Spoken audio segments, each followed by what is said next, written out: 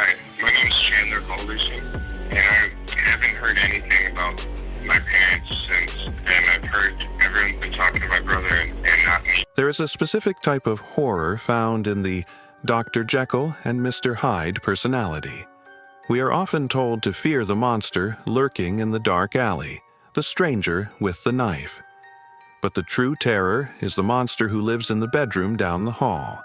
The one who eats dinner with you, the one who smiles, plays video games, and tells you he loves you, all while plotting your destruction because he is too afraid to tell you the truth about his grades.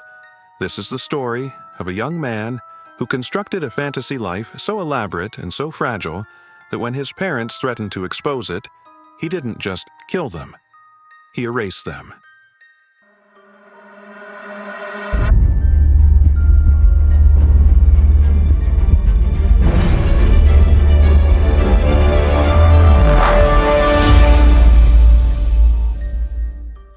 In July of 2021, the community of Windsor, Wisconsin, was rocked by the disappearance of a beloved couple.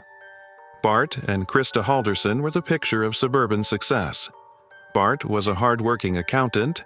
Krista was a doting mother. They had 2 sons. One was grown and living on his own. The other, 23-year-old Chandler, was living at home. To the outside world, Chandler Halderson was a golden boy. He was a success story. He told his family and friends that he had just graduated from Madison College with a degree in renewable resource engineering.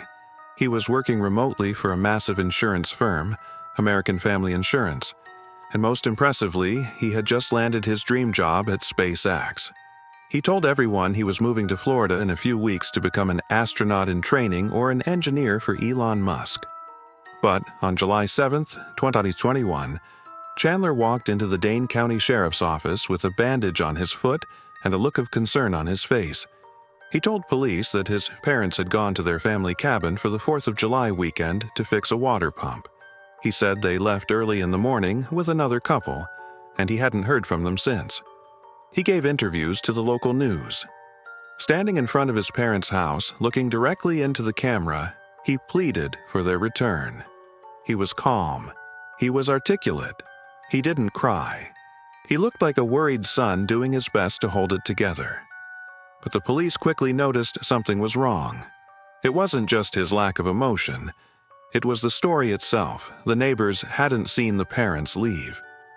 The other couple, he mentioned, didn't seem to exist. And strangely, despite claiming to be a high-level employee at a major insurance firm and a future SpaceX engineer, Chandler spent almost all of his time in his bedroom playing video games. As detectives began to pull the thread of Chandler's life, the entire sweater unraveled.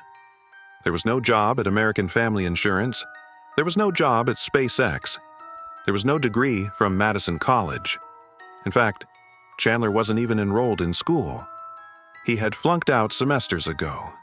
For months, Chandler had been living a staggering, complex lie. He would wake up every morning and pretend to work from home on his computer, while actually just playing video games. He created dozens of fake email addresses to send himself emails from HR departments and professors to show his parents. He forged transcripts. He even purchased a burner phone and posed as college administrators when his father tried to call the school. The motive for the murder wasn't money and it wasn't rage. It was shame. Bart Halderson, a loving but strict father, had finally started to catch on. He noticed that Chandler never seemed to have any money despite his job. When Chandler claimed the insurance company had messed up his direct deposit, Bart started asking questions. Chandler invented insane excuses. He blamed the payroll error on solar flares interfering with the banking satellites. Bart, finally suspicious, decided to call the college directly. He wanted to see his son's transcripts. Chandler panicked. He used his burner phone to impersonate a school official and set up a fake meeting for July 1st. He told his dad, "We can go down to the college together and sort this out." Bart believed him. On the afternoon of July 1st, Bart sat on the couch, waiting to leave for the meeting that would finally expose his son's years of lies. He never made it out of the house. According to forensic evidence, Chandler came up behind his father with a high-powered SKS rifle, a weapon Bart had given him as a gift, and shot him in the back. But the horror was just beginning. Chandler's mother, Krista, was still at work. She wouldn't be home for hours. Chandler dragged his father's body into the basement and waited. He spent the afternoon cleaning up the blood, likely playing video games, and waiting for his mom to walk through the door.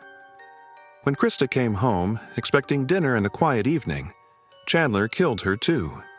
What followed was a week of gruesome, calculated disposal that stands in stark contrast to Chandler's lazy gamer persona. He didn't just hide the bodies, he annihilated them.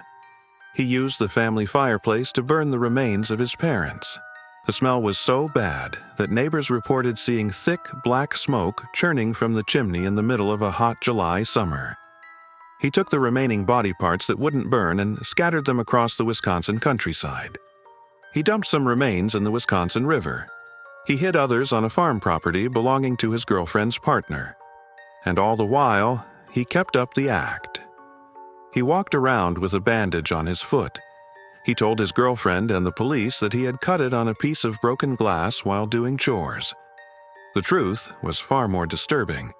He had cut himself with the hacksaw while dismembering his own parents. The deadpan nature of Chandler is what makes this case so psychologically fascinating. During the investigation, police found a screenshot on his phone. It was a Snapchat map image he had sent to his girlfriend to show her where he was. He thought he was just being a dutiful boyfriend. In reality, he had unknowingly handed the police the exact GPS coordinates of where he dumped his mother's legs. When police went to that location, a wooded area near the Wisconsin River, they found human remains. When they arrested Chandler, he didn't scream. He didn't confess. He didn't ask for a lawyer. He just sat there. His expression was bored. It was the face of a man who was annoyed that his game had been paused, rather than a man who had just been caught for a double patricide. The trial was a spectacle of silence. The prosecution laid out the web of lies in excruciating detail. They showed the jury the hundreds of fake emails Chandler had written to himself. They showed the fake transcripts.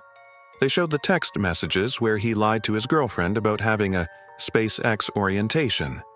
They showed the jury the fragments of human bone found in the family fireplace. They showed the saw blades found in the river. Throughout it all, Chandler sat at the defense table staring forward, completely emotionless. He looked like a mannequin. Even when the photos of his parents' dismembered remains were shown on the massive courtroom screens, he didn't flinch. He didn't look away. He just blinked. His defense team had almost nothing to work with. They couldn't argue insanity because the cover-up was so calculated. They couldn't argue self-defense because he shot his father in the back and waited hours to kill his mother.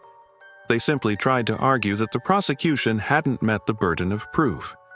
It took the jury only 2 hours to convict him on all counts. When the judge asked Chandler if he had anything to say before sentencing, everyone in the courtroom held their breath.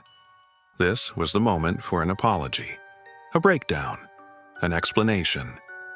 Chandler stood up, adjusted his mask, and said, "I have to state that I have lawyers who are currently appealing my conviction." That was it. No remorse. No, "I miss my mom." Just a procedural note about his appeal. Chandler Halderson was sentenced to life in prison without the possibility of parole. Psychologists have debated what is wrong with Chandler. Is he a psychopath? A narcissist? Or is he a terrifying example of a modern phenomenon? A young man so paralyzed by the fear of failure and so addicted to the dopamine hit of a perfect virtual life that he chose to eliminate the people who loved him rather than admit he was average. He wanted to be an astronaut. He wanted to be a hero. He wanted to be the main character. In his mind, his parents weren't people. They were obstacles, NPCs, non-player characters that were blocking him from leveling up.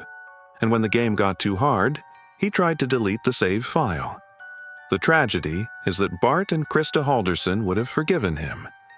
If he had just confessed to flunking out, they might have been angry. They might have yelled. But they would have helped him get back on his feet. They loved him. They died not knowing that their son was a stranger, and that the SpaceX engineer they were so proud of was actually the architect of their demise. This case forces us to look at the pressure we put on success, and the ease with which technology allows us to fake it. How well do you really know the people in your own house? Do you know what they do when the door is closed? Or are you just believing the profile they've built for you? What do you think was the breaking point for Chandler? Was it the fear of his father finding out? Or did he simply lack the empathy to care? Let us know your thoughts in the comments below. And if you found Chandler's lack of emotion disturbing, you need to see the case of Sarah Boone.